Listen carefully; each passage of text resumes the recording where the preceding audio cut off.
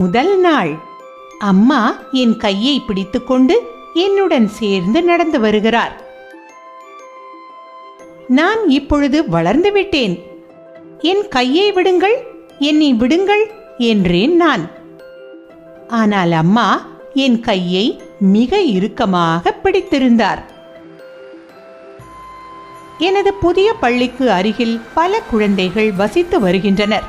சிலர் பேருந்து மூலம் வருகிறார்கள், சிலர் கார் மூலம் வருகிறார்கள், மற்றவர்கள் ரிக்ஷாவில் வருகிறார்கள், இன்னும் சிலர் இருசக்கர வாகனங்களில் வருகிறார்கள், மேலும் சிலர் என்னைப் போல் நடந்து வருகிறார்கள்.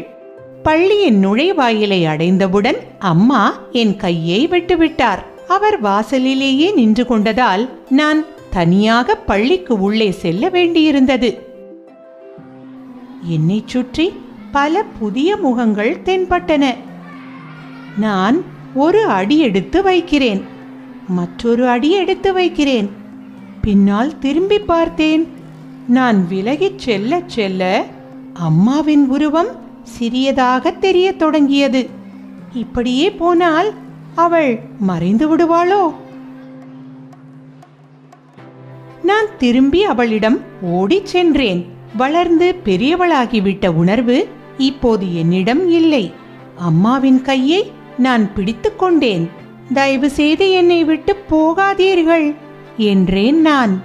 என்னை தவிர மற்ற அனைத்து குழந்தைகளும் இப்பொழுது உள்ளே இருக்கிறார்கள். நான் மட்டும் வெளியே நிற்கிறேன். ஆசிரியை பள்ளிக்கு வெளியே வந்து என்னை பார்த்து புன்னகை செய்தார். அதை கண்டதும் நானும் பதிலுக்கு புன்னகைத்தேன். ராணி, பள்ளி முடிந்து நீ திரும்பி வரும் வரை நான் உனக்காக இங்கேயே காத்திருப்பேன் என்றாள் அம்மா. அம்மாவை பற்றி இருந்த கையை நான் விட்டுவிட்டேன். அம்மா என்னை நோக்கி கையசைத்து விடை கொடுத்தாள். பள்ளி முடிந்ததும் அம்மா எனக்காக வெளியே காத்திருப்பார் என்று யோசித்துக் கொண்டே பள்ளியினுள் நான் உற்சாகமாக ஓடினேன்.